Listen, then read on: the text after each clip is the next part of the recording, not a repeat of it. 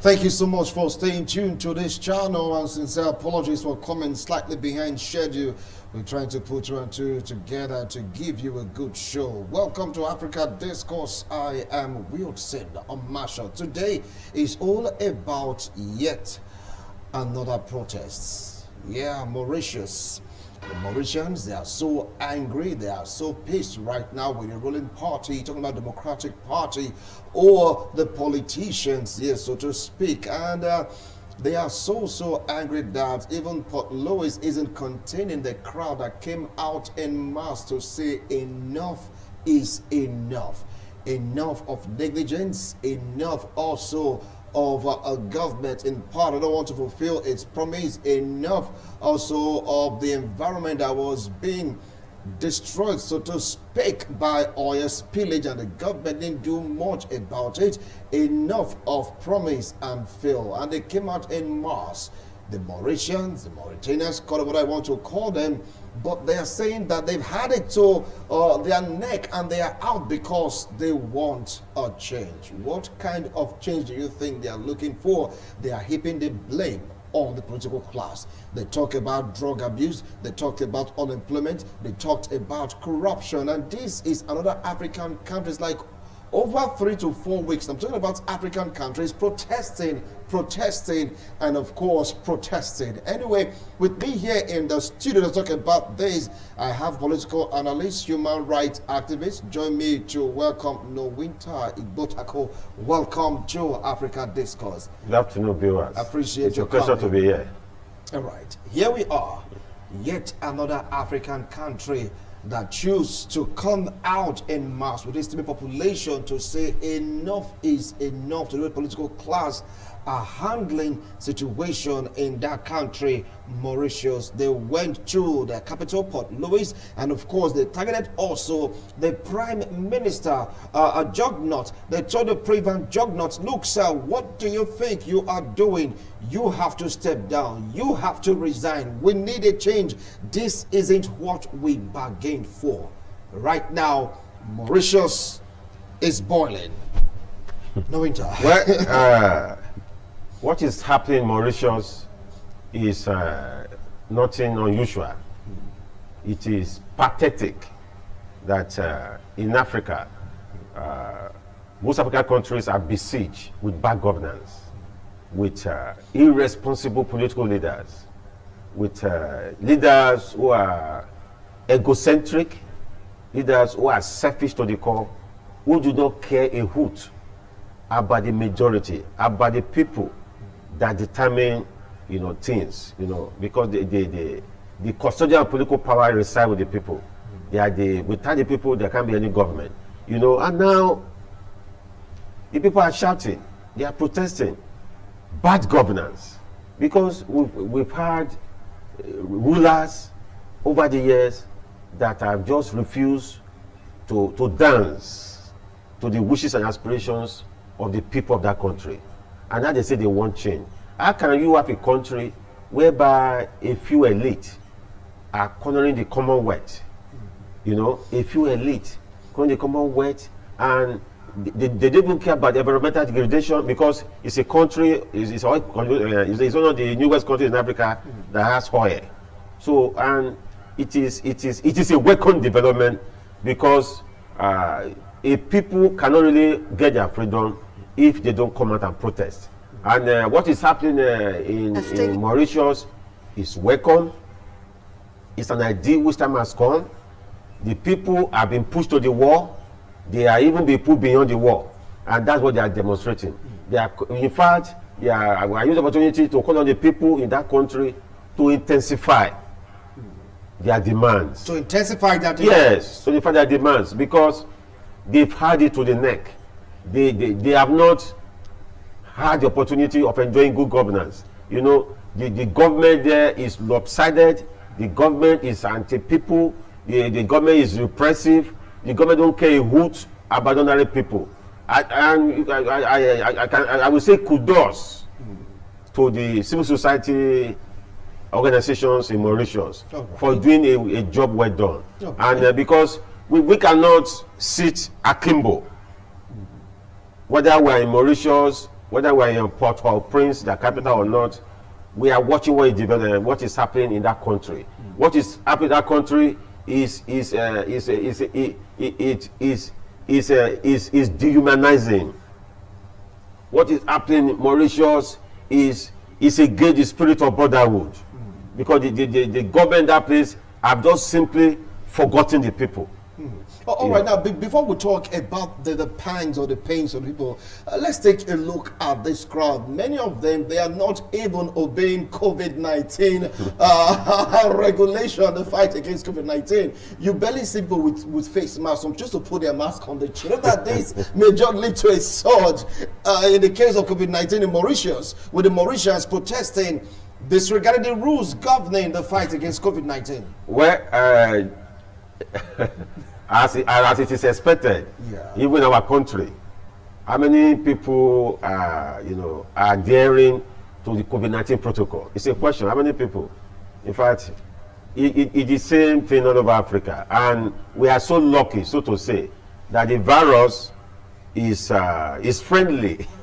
The pandemic is a bit friendly to Africa, so to say, because of the way we are built, because of our climate.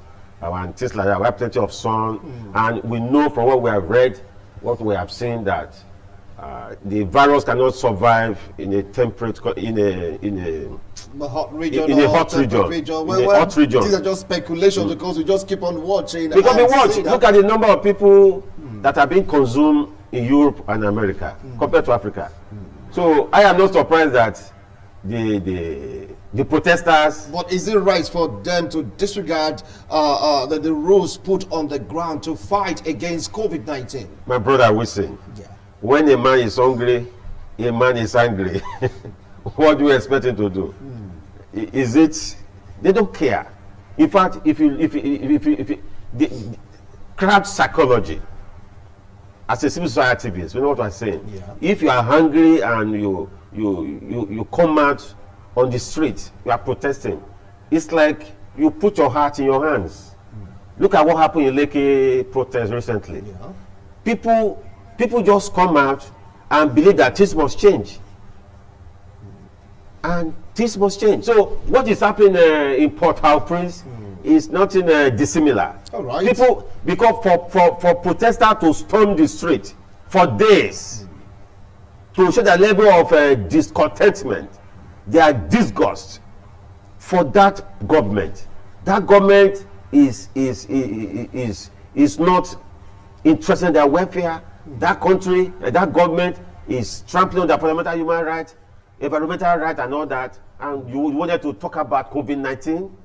People are ready to die, ready to lay on their lives to get freedom. So it is not unusual. It is not uncommon. It is what is expected of any crowd, of a people who are determined to die for change. Because what is happening in Mauritius is a situation whereby they say, oh, this time these people must go. And take it from me, if the government in Mauritius is not careful,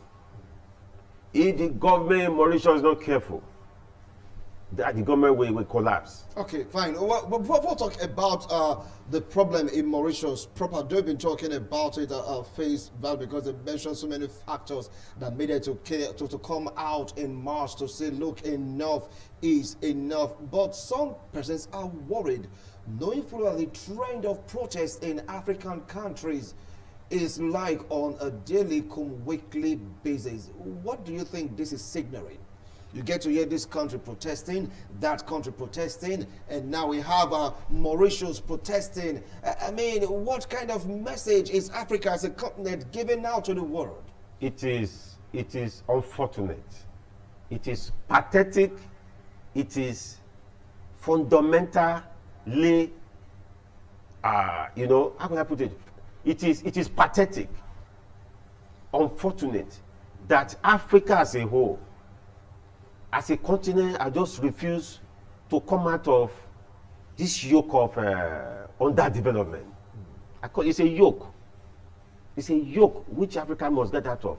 And you see a situation whereby leaders will come to power, and before they come to power, they will be the one criticizing their predecessors. When they come to power, they will step in almost immediately and be doing that thing that predecessors refuse to do right. For instance, look at Paul Biya in Cameroon. Paul Biya waged a very ruthless war against the first president of Cameroon, Amadou Ahidjo. You said Ahidjo became a sit-down president. Ahidjo did not want to leave, but eventually look at what is happening to Cameroon. Paul Biya is 87. He's the longest serving African president. You understand? So look around. Look around. Look at Africa. So are we under a cause? Is Africa under a cause? This sit-tight syndrome, this spirit of oppression, spirit of disregard, blatant disregard for fundamental human rights of people. You know, this attitude of not carrying the people along, this people of selfishness, when a gang, a clique of individuals with all of soft powers, I thereby throw the rest of the people away. So it is something the other people in Africa must fight against. All right, now, can one deduce right now from what is happening in the continent, or enter Mauritius very soon, that Africa fundamentally have this leadership problem, or can one deduce also that the leadership, they fail the populace in Africa? The leadership, the African political leadership has failed the populace. And the only way out is revolution. Revolution, genuine revolution, to be led by people-oriented personalities. Just as what is happening in Mauritius now. The activists have come out, they said, we are tired, we cannot condone this injustice, we cannot condone that development, we cannot condone hunger, we cannot condone oppression. So it is time for Africans all over, the downtrodden, the oppressed masses of Africa, to come out with a voice. Thank God we have a president, called it a global policeman. America will have a new president in the United States. Joe Biden. Joe Biden. And the man has said, for the first time, he said he will come to Africa. He has told African leaders that the next African Union meeting will be the first sitting president to attend such meeting. That is very interesting. And I see a Joe Biden presidency, you know, trying to right some wrongs, trying to help the people of Africa to get out of oppression, democratic menacle, and what have you. So it's a challenge to African people. It's a challenge to activists, civil society activists all over Africa, to network, to see the need for them to spearhead and just remove this yoke of oppression. And there's an issue in Africa, the issue of electoral malpractices. There's no free and fair election in Africa, in most countries. Look at what happened in this Senegal recently. Uganda, Bobby Wine. So we need more Bobby Wine. A pop star who said, no, I made a lot of money, I'm coming to politics, I want to change things. So we need Bobby Wines. Bobby Wines in Nigeria, we need Bobby Wines in Mauritius, We need Bobby Wines, the likes of Bobby Wines all over the place. We need people that will come out and say enough of this. Enough of this. Because that is the only way out. If not, we will be pambarambulating. All right. Now, if you take a look at Africa, like what you said at the beginning of this discussion, that sometimes leaders will rise from activism, from protest, and they'll be able to, put aside the predecessors. When they step into power, they become worse. You get to see either similar system of government or they become worse. Think like what happened in Egypt during the Arab Spring. It happened. Mubarak was shown the exit door due to the uprising of the Egyptians. To emerge. And of course, we have a Morsi that almost became under Pharaoh, who got up again to fight against him. The same protest, and we have an Al-Sisi. That many are saying that, look, this one is like worse off. Now, if you take a look at Libya, what happened in Libya? Yes, there was an uprising. Gaddafi was taken out of the picture. As we were still talking, Libya is not the same. Let's go to Tunisia, where the Arab Spring really started from. Where a young man looked at the situation on the ground, he couldn't take it anymore. He just set himself ablaze. That was where the Arab Spring started from. And of course, this year again, there is another protest again by Tunisians. In the same process, Tunisia is not even the same. We can just count on and on. And so all these problems I say right now in Africa, are they really helping out? Somehow, they are helping out. Because African dictators, they planned to be careful somehow. Unlike what we used to have in the 70s and 80s, where you have dictatorship without human face, you know, brutal dictatorship. But now, with most of these African leaders, they are conscious that they are being watched. That if they don't take time, external forces will come in, sanctions can come in, and all that. So I will see this opportunity to tell the African people, because they are saying that if you don't ask for a thing, if you don't demand for a thing, you will never get it. You will never get it. So I will use the opportunity to talk to African civil society leaders or across Africa to see the need to do what we call networking, continental networking. Like what is happening in Mauritius, for instance, is they need people even outside after Port-au-Prince. Port Louis, Port Louis, yes. But we are talking of Haiti. No? Port Louis, that's for Mauritius. Mauritius, So they need support. For instance, from Nigerian civil society leaders, they need support. So I want to believe what is happening is a phenomenon that will continue, and I see light at the end of the tunnel, because unlike in the 70s and 80s, whereby one dictator would just stay there and nobody's talking. But now the level of consciousness, political consciousness, educational awareness, you know, has come up very well. So we see a situation in Africa whereby protests will continue to be the order of the day. So I want to encourage the people in Mauritius. But do you think that this protest is making Africa better? That is the underlying question. I gave retinaes of examples. Look at what protests led to. And now we have another protest in Mauritius.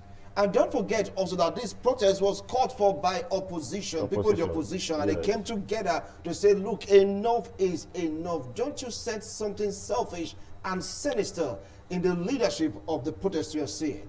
You see, what happened is that when protest is not well managed, that's what they call backlash. Backlash. When I say backlash, the counter forces will not come to play. Government will now look at, okay, for instance, look at the NSAS protest in Nigeria. Look at the way it's going now. Government is already breathing fire and brimstones. They are breathing down the NSAS protesters, and they say nobody should come out and all that. But it now depends on the Nigerian people to remain resolute, to say this is what we want. Enough of this, enough of that. But I think the protest is playing out positively. And sometimes you need external powers, forces, to assist what is happening on the ground. You know, that country is close to France. You understand? But sometimes the role the French government plays Because whether you like it or not, these people are imperialists. They are neo-colonial masters. Neo-colonial masters. And they sit tap on the resources, knowing that oil is in that country. They may not want to side with the people. They want to side with the government. So that the contracts and all that they have entered into with Paris and other exploitative Western nations will continue. So, but nevertheless, I think the awareness is there. And what we have going for Africa now, Joe Biden presidency. You know, when Trump was there, Trump was not interested in Africa. All those things that were happening, even after Obama chased Gaddafi out of Tripoli, Obama abandoned. Yeah, but see, that was one of Obama's greatest regrets. Yeah, greatest regret. He said it. Yeah. I saw it. Yeah. He said he regretted the action he took against Libya, because Libya is already in tatters. It's a country that been torn to pieces. It's unfortunate. It's unfortunate. So we need, because whether you look or not, the superpowers, they have their role. They have their role, superpowers. But if you talk about superpowers, we have protests also in other parts of the world, yes. Africa. No, we are limited to Africa now. Yeah, I know, because you keep calling Joe Biden. Don't forget also he issued a statement in Myanmar talking about the Aung San Suu Kyi that has been locked up under house arrest. Do you think that before he zoomed down on what is going on in Africa, it might have been a little bit too late? Not too late. Because you keep saying Joe Biden, this Joe Biden. Is he the savior of Africa? Is he going to be the savior? But at least somebody that has come up less than how many weeks in power. When did he come in? All right, now you just hold on. We'll continue discussion after this break. It's all about Mauritians' protest. Yes, Mauritians, they are protesting against the political class. We'll come and talk more on this after this break.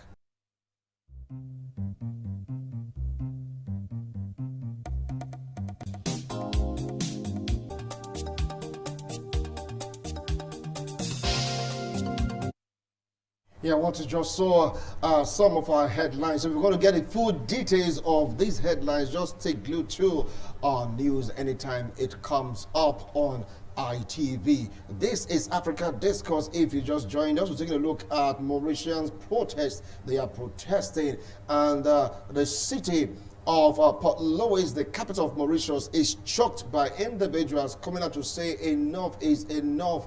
We want change. And with me here in the studio to talk about this is Comrade No Winter Igbo Tackle. And he's been talking so much about protests in Africa. Now, one of the points raised by the protesters in Mauritius protests is that of corruption. And that seems to be the underlying factor in almost all the protests in Africa. Yes. So, I mean, does it mean that Africa is like a hub for corruption, for crying out loud? It is, my brother. It is quite unfortunate. It is tragic that African leaders have just refused to come out of the shell of corruption, sleaze, kleptomania, and what have you. And it is heart-wrenching that most African leaders have just refused to learn, refused to change. I don't know what is wrong with their mentality. You see an African leader with steal money for his generation yet unborn, and neglecting the people that are the custodians of sovereignty. Without the people, they cannot be in power. You understand? So it is most unfortunate that this bug, this madness of corrupting and enriching themselves has become something that they cannot get out of from African leaders. So it is what do we do? I think the way out is for people to see better their hunger. That's what is happening in Mauritius. Because that is the only way they can chase bad leadership out of power. And I want to believe that what the people in Mauritius are doing today will benefit generation yet unborn, so to say. Because as I said, you have told me that I'm just ampering on both Joe Biden and Joe Biden. Is a positive signal. Because, for instance, a President Joe Biden sitting in an AU meeting, you know the message that we send for African leaders. You understand? So I see positive thing coming from Washington, to reflect on African leaders. And now look at this phenomenon that has come out, this weapon that United States have been using, most of these Western countries, visa ban. That if African leader misbehave, you will not allow it because because they have this mentality of wanting to go and enjoy their loot in Europe and America. So I think the American president can help Africa in the area of corruption. Actually, this is an agenda civil society activists all over Africa can hold on to. That if an African leader seems to be corrupt, established to be corrupt, because we are looking for solutions. There's corruption in Cairo, there's corruption in Kigali, there's corruption in Maputo, there's corruption all over African capitals. So how do we, sorry to digress, look at the election that happened in Edo State. Look at the role of the American ambassador here, that lady, that woman. Few days to the Edo State governorship election, the woman said any leader in Edo State that is found to be involved in electoral manipulations will be denied visa. You understand? That is an example. Well, do you think that will work right now in African countries? Visa ban. Visa ban is an issue because sometimes sanctions do work. But what I think could work greatly against African leaders, because most of them, when they have stolen the country, they have amassed so much with bugging pockets, bugging stomachs, and what have you, they want to go and enjoy and spread their loot outside the country. But if such countries, for instance, Germany, United States, and what have you, say, wait a moment, you cannot come to our place. And because of that, I'm sure that will drag down the madness, this syndrome, this lunacy of corruption that has sunk into the consciousness of African leaders. Corruption is everywhere. It's like a cancer that is eating the fabric of development. If you know what corruption has cost, the level of, look at that country, for instance, a country that has oil, Mauritius. Are you not telling me that that country is not rich? If there have been proper management of resources? But we have leaders who do not have vision. Leaders who do not have mission. Leaders who are stuck. They don't have ideas. They don't know how to take the people out of poverty. They don't know how to carry the people along. So, and what they engage in is corruption, and corruption. And it is offensive. So I think the Western powers can help Africa in that regard. Okay, fine. Now, other case they raise is drug abuse. In Mauritius, talking about drug abuse, the way the drugs, influx and of course outflux of drugs in and out of Mauritius, and the way the youths are getting addicted to it is becoming a worrisome aspect that the society are looking into, which they do not find very funny. Is that the responsibility of the government? Is the government the body or the organ forcing them to go into drugs or to be addicted to drugs? Is it the government that tell to go cut coke and the rest of them? Why are they blaming the government for this? What is happening in Mauritius is what is obtainable in most African countries. So what is playing out in Mauritius is a miniature. It's a mini microcosm of what is happening over the place.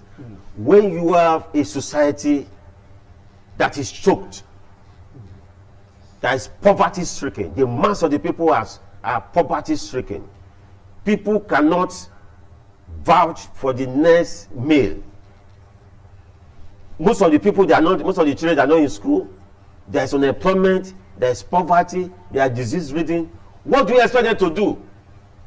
They must find solace in something to keep them out of reality. The reality is that there is hopeless government in place in Mauritius. A bad government, a government that is more or less behaving like what do we call it? A dictatorship of the highest level. An administration that did not care a hoot about the people. What do they expect the people to do? They will find solace in drugs.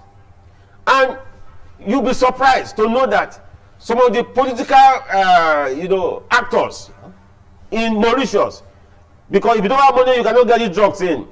You'll be surprised that they won't doing the trade. You'll be surprised. I don't have my details.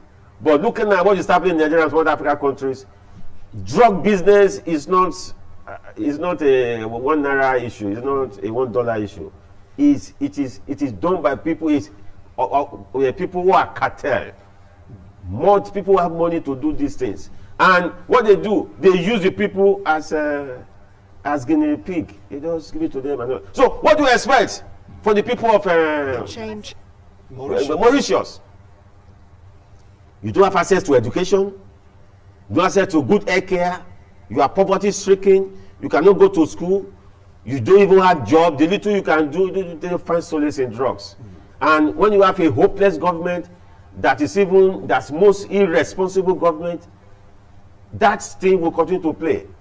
And that thing will not stop until after this government in Mauritius is chased out. Because people will now say, this is what we want.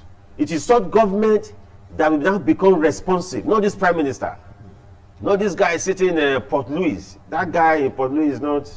But Private Juggler is doing his best to calm the crowd. He's there, please calm down, give us time. They keep asking for time. At time they say changes everything. Time they say heals all wounds. Why not give time, or better still wait for the next election to come up for you to make that change via the battle, rather you going out there to protest? Because that seems to be the norm right now in Africa. Why can't they wait till the next election? People have waited and they have waited. Nothing happened. And those that I was saying earlier in this program, there's no free and fair election. No, they manipulate the electoral process. Look at what happened in Uganda. Look at what has happened in Cameroon. You know, they will use security forces.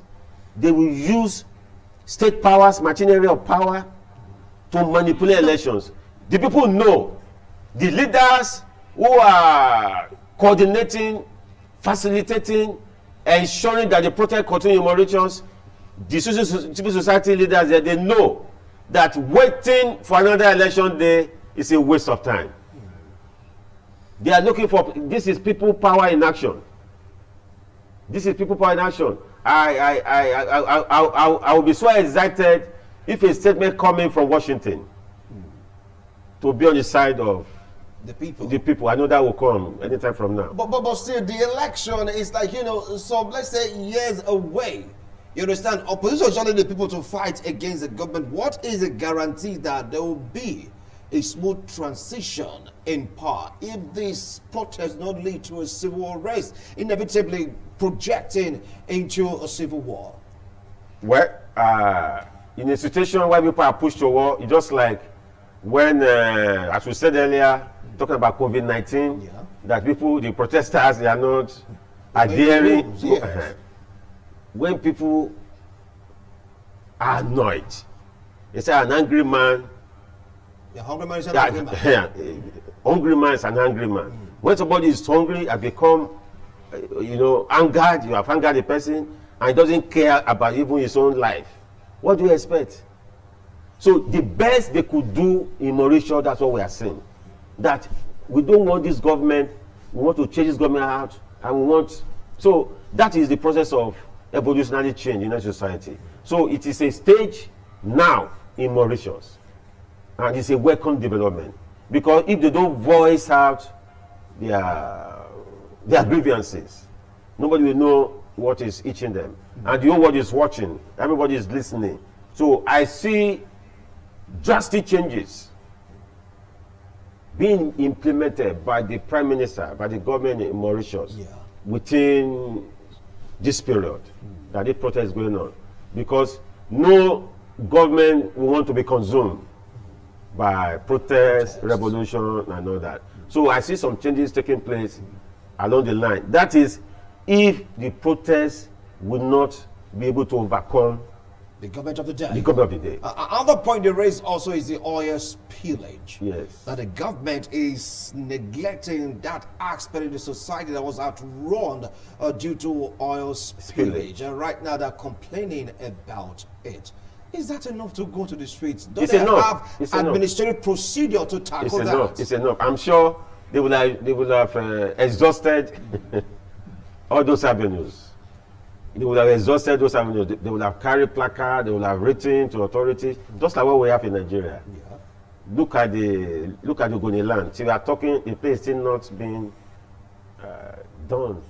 The cleaning of Ogoni land is still being. But giving go ahead to clean up Ogoni land. But it has not been cleaned up. For instance, that's Nigeria. I'm sure the people will have done several of those,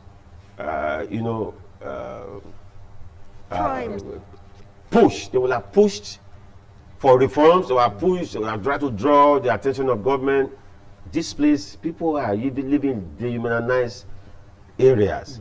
People don't have access to light. They don't have access to this. They don't have basic infrastructures. And maybe they have done all that. And they felt this is the only time for the whole world to know. This is the period for them to ventilate their hunger. It's like a bottle of emotion.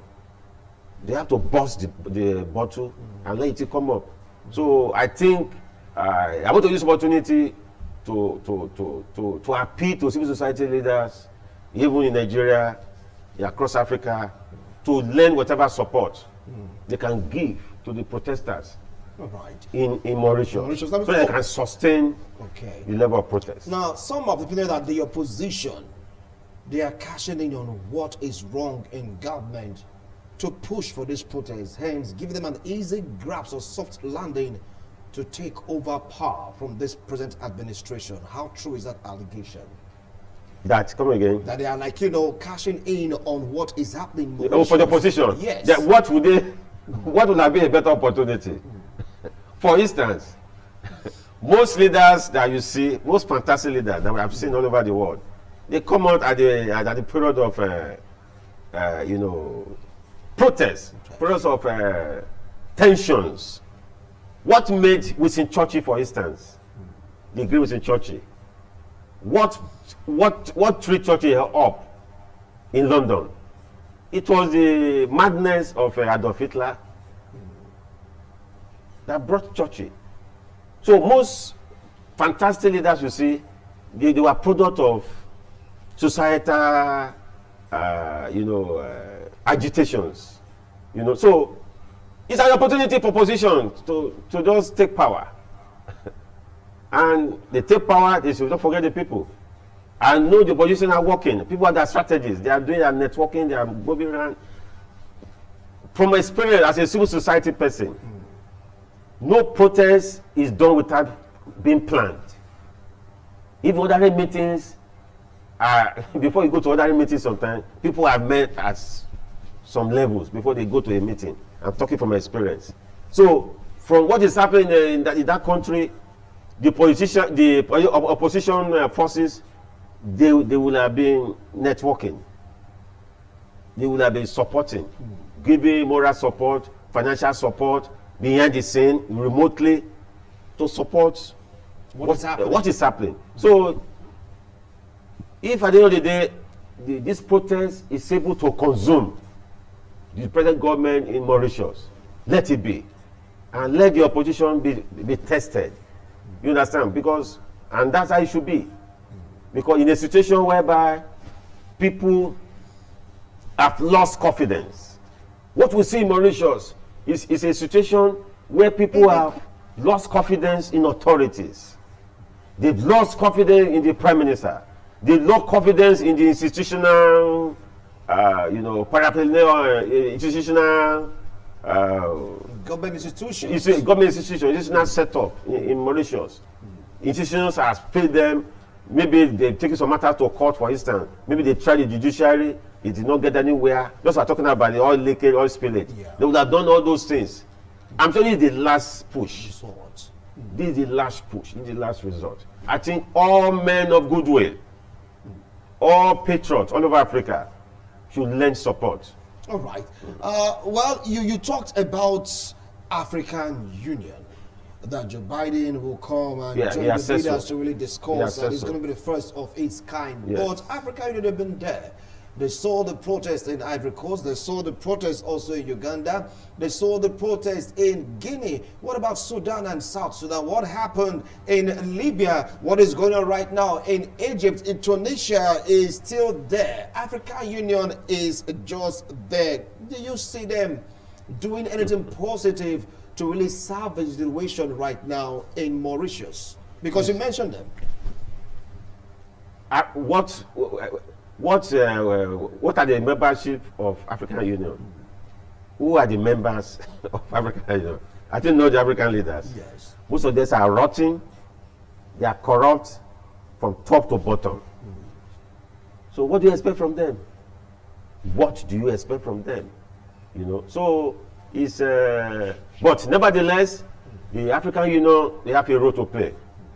You have a role to play in this crisis. But since they have a new leader right now, Tshisekedi is the new leader of African Union, do you think it's going to affect any changes? The new chairman right now of African Union. After all, President talked about African Union being reformed. Now let's just assume, okay fine, we don't assume in broadcasting. Let's say what he said happens in the African Union. Do you see them interfering, or will I say trying to broker peace between the government of the day and the protesters in Mauritius, knowing fully well that in other climes in Africa, people coming out to protest, they've already done something tangible to quell protests. It's something practical. Yeah.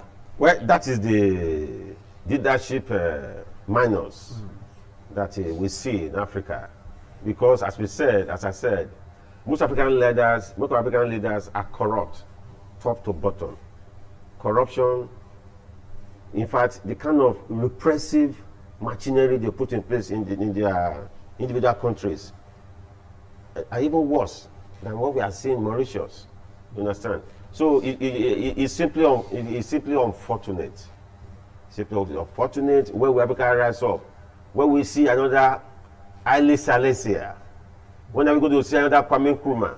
When are we going to see another Sékou Touré of Guinea? These are fantastic African leaders. These are people who have vision.